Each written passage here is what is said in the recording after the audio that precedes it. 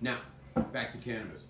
What happens is cannabis, as well as all psychedelics, take the default mode network offline, causing the rest of the brain to experience things. And the music doesn't sound better on cannabis. It's just the music.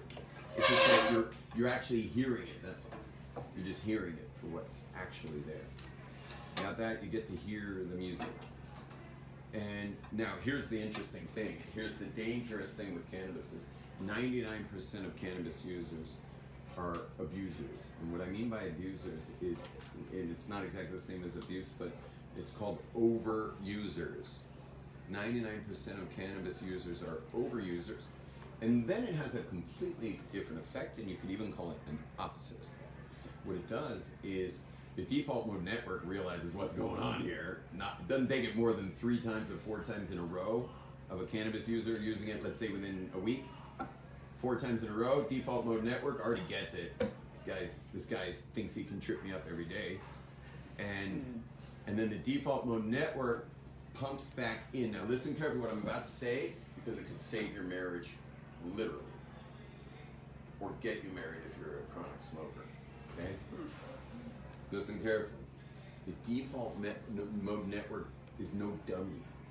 It goes back online. The cannabis goes in, yeah? Which has, it's psychoactive. It's a very psychoactive effect.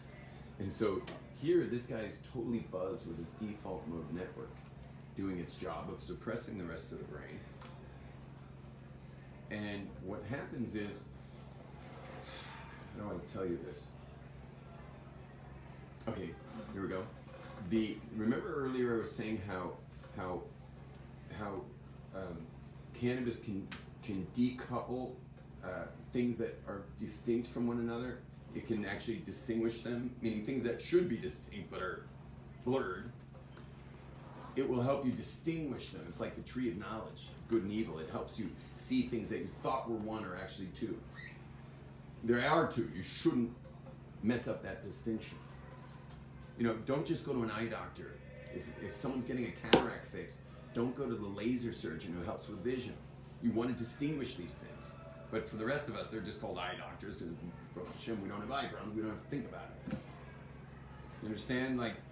Distinguish what is said by someone screaming with what they're feeling. What they're saying, they don't mean. What they're feeling right now is really insecure.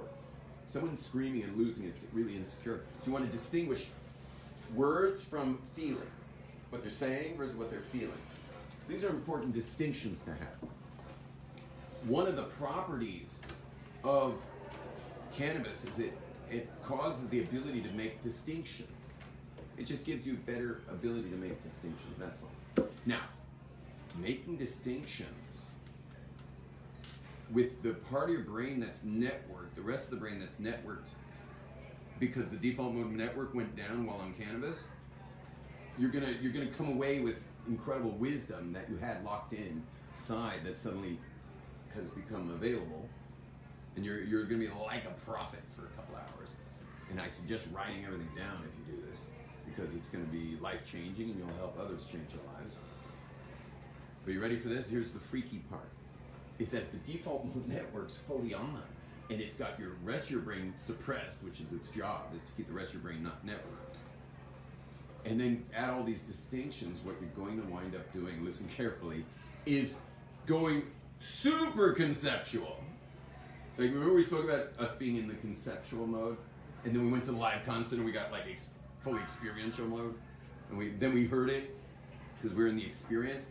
The cannabis will cause the person with their default mode network up, what's its job? Its job is to create a concept over everything it sees so it can navigate. You conceptualize your mom so you can navigate with her. You conceptualize your father so you can navigate. Spouses are conceptualized by the other spouse for navigation. So your brain's in full conceptual mode, but all of a sudden you're making all these distinctions. But the problem is distinctions aren't in the realm of clarity, the distinctions are in the realm of concept. And then you start conceptualizing your spouse in all kinds of distinctions that are not fair, they're not nice, and they're not accurate either. And you start conceptualizing your father conceptualize the neighbor, and you conceptualize this and conceptualize that. After a while, your whole life has just been a concept. And overusers of marijuana live totally lost in concepts. Everything's just some conceptual, over-distinguished conceptual living that is that has taken them away from this world.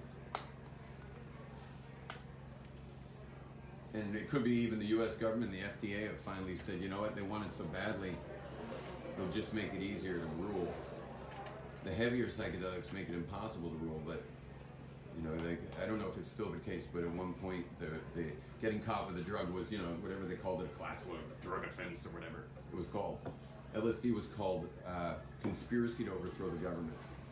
Someone was caught with that. But it could be that cannabis is exactly what the government should be using, because it will certainly put people into the concepts and fall asleep into their particular partisan, you know, headspace.